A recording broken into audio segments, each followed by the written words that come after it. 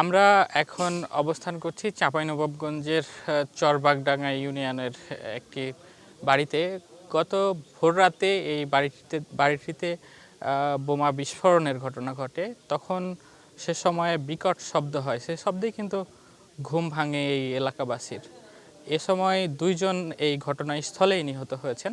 এখানে আহত হয়েছেন আরও তিনজন, যাদেরকে প্রাথমিক চিকিৎসা শেষে আসলে রাজশাহীতে রামেক হাসপাতালে প্রেরণ করা হয়েছে। তারা সেখানে চিকিৎসাধীন রয়েছেন।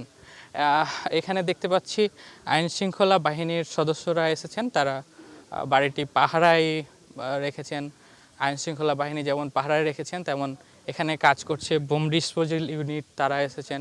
সিআইডি এসেছেন, তারা এই বাড়িটিকে রেড জোন চিহ্নিত করেছেন। কারণ যে মরদেহ দুটি এখানে পড়ে আছে সেগুলো কিন্তু এখনও বাসার মধ্যে আছে, সেই ঘরের মধ্যে পড়ে আছে সেই মরদেহ দুটি। তাদের এখনও কিন্তু পরিচয় শনাক্ত করা যায়নি। পরিচয় শনাক্ত না করার মূল কারণ হচ্ছে যে যেখানে মরদেহ দুটি পড়ে আছে সেখানে আসলে যাওয়া যাচ্ছে না, আরও হাত বোমা থাকতে পারে বলে আশঙ্কা করা হচ্ছে।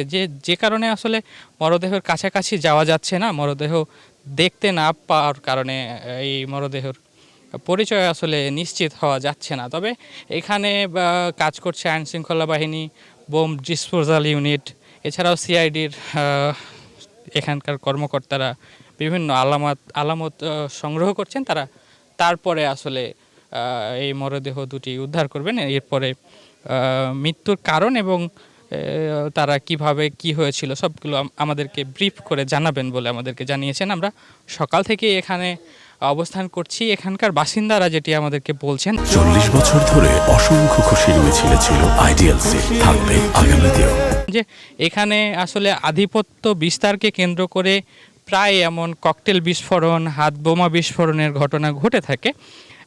এটিও তার ব্যতিক্রম নয়। আমরা দেখতে পাচ্ছি বোম ডিসপোজাল ইউনিটের সদস্যরা ইতিমধ্যে বিভিন্ন আলামত সংগ্রহ করে নিয়ে যাচ্ছেন।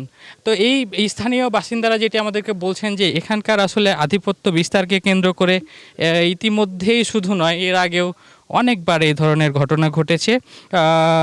বিভিন্ন সময় বোম বিস্ফোরণ হয়, একটি পক্ষ আরেকটি পক্ষের বিরুদ্ধে আসলে এই অভিযোগ আনছেন। আমরা যেটি জানতে পারলাম, নির্বাচনকে কেন্দ্র করে, নির্বাচনের ফলকে কেন্দ্র করে একটি পক্ষ আসলে গত 3 দিন ধরেই এই এলাকায় একটি বিস্তার করার চিন্তা করেছিলেন, যারা আসলে এখানকার এই বাড়িটিতে বম তৈরি করছিলেন বলে আমাদেরকে জানিয়েছেন এই স্থানীয় বাসিন্দারা বলছেন এখানকার বেশ কিছু বাসাবাড়িতে আসলে বিভিন্ন ককটেল, হাত বোমা তৈরি করেন তারা।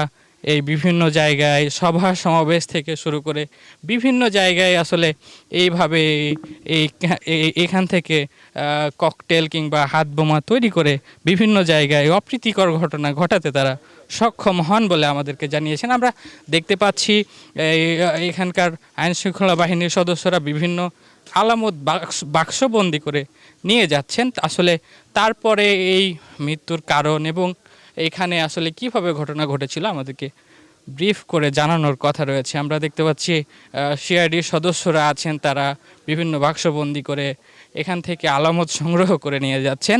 এই আলামত সংগ্রহ শেষে আসলে এই বাসাবাড়িতে যে মরদেহ দুটি আছে তাদের পরিচয় নিশ্চিত হওয়া যাবে। আমরা সকাল থেকে এসে দেখেছি যে বাসাবাড়িটি, আমাদের পাশে যে বাসাবাড়িটি আছে এটি হচ্ছে সেই গেট।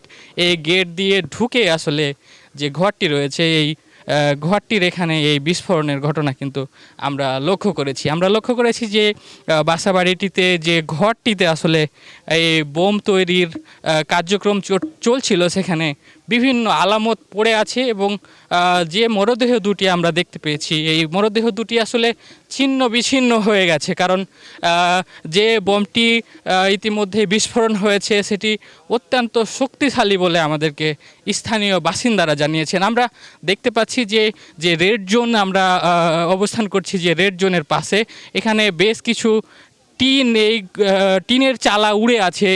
এই টিনের চালা মূলত এই ঘরটিতে এখানকার যে হাত বোমা তৈরির কারখানা হিসেবেই অনেকটা বলা যায়।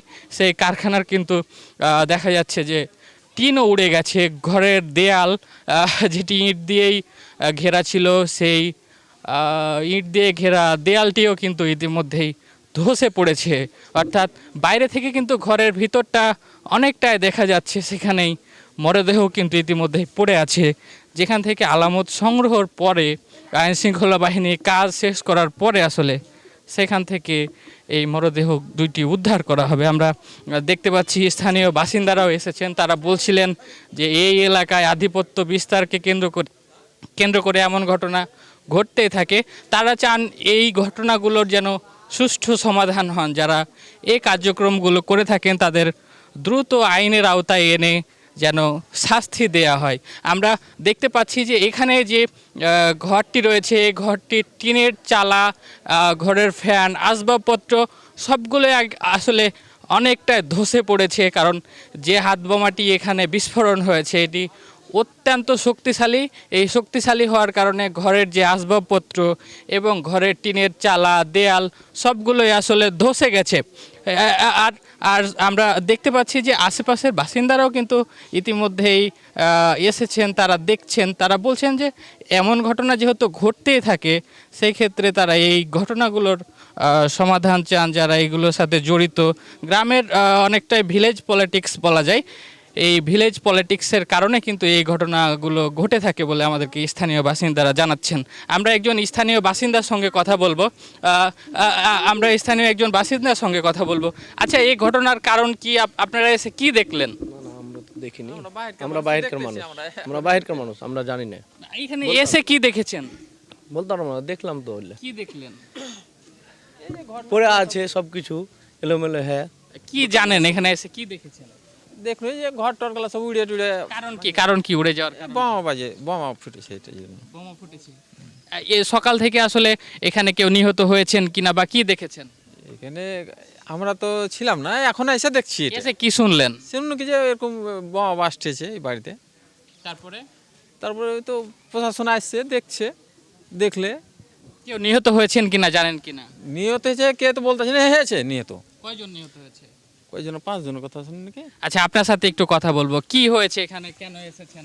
না ভাই, আমার বাড়িতে এখানে না, আমার আছে অলরেডি। আমি আপনাদেরকে জানিয়ে রাখি, আসলে এখানকার যারা বাসিন্দারা রয়েছেন তারা আইন শৃঙ্খলা বাহিনীর ভয়ে, এছাড়াও যারা এই কার্যক্রমগুলোতে অংশ নেন এরা আসলে এই এলাকা জুড়ে কিন্তু অত্যন্ত শক্তিশালী। সে কারণে এলাকার যে বাসিন্দারা রয়েছেন তারা আসলে ক্যামেরায় কথা বলতে চান না। আমরা এখানে এসে গণমাধ্যম কর্মীরাও কিন্তু যখন আমরা কথা বলতে চাচ্ছিলাম, কেউই কিন্তু কথা বলতে রাজি হচ্ছিল না। তবে ক্যামেরায় না বললেও কিন্তু স্থানীয়দের সাথে কথা বলে আমরা জানতে পেরেছি যে এখানে মূলত দুইটি পক্ষ রয়েছে যারা আধিপত্য বিস্তার করে আসছে বিগত অনেক সময় জুড়েই।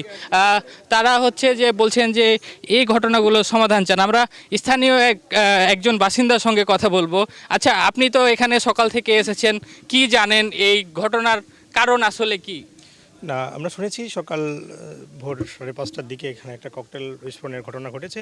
যে বিষয়টা হচ্ছে, এখানে ককটেল তৈরি করছিল যারা নিহত হয়েছে, তারা ককটেলের কারিগর। এই ককটেল বানানোর সময় তারা বিস্ফোরণে বেশ কয়েকটি ককটেল বিস্ফোরণ হয় এবং গাছে ওই বাড়ির যে টিন এবং চালাগুলো উড়ে গেছে এবং নিহত 2 জন ব্যক্তি নিহত মরদেহ এখনও ঘটনাস্থলে পড়ে আছে। এর বাইরে আরও 3 জন আহত হয়েছে যারা চিকিৎসাধীন, এদের মধ্যে 2-1 জনের অবস্থা আশঙ্কাজনক। আমরা আসলে এখানে এসে যে বিষয়গুলো জানতে পেরেছি যে আসলে পুরো ঘটনাটার সঙ্গেই তো স্থানীয় রাজনৈতিক আধিপত্য জড়িত। এই নির্বাচন পরবর্তী সংঘাতকে কেন্দ্র করে এক অপূর্ব যে উত্তেজনা হয়েছিল, উত্তেজনাকে কেন্দ্র করেই মূলত একটি পক্ষ ককটেল বানানোর কাজ করছিল। ধন্যবাদ আপনাকে। আপনারা শুনছিলেন স্থানীয় একজন বাসিন্দা, তিনি এখানে সকাল থেকে অবস্থান করছেন এবং তিনি সচেতন নাগরিক হিসেবে চান যে এই এলাকায় যে বোমাবাজি সহ বিভিন্ন ককটেলবাজি সহ বিভিন্ন কার্যক্রম হয় এগুলোর সুষ্ঠু সমাধান চান তিনি। এছাড়াও তিনি বলছিলেন যে দুই পক্ষের আধিপত্য বিস্তারকে কেন্দ্র করেই কিন্তু এখানে ককটেল বানানো হচ্ছিল বা হাত বোমা বানানো হচ্ছিল, তখনই আসলে এই বিস্ফোরণ ঘটে, এতে 2 জন নিহত হন, এছাড়াও আহত হয়েছেন 3 জন। তো এই ছিল আমার কাছে চাঁপাইনবাবগঞ্জের চরবাগডাঙ্গা ইউনিয়ন থেকে সবশেষ।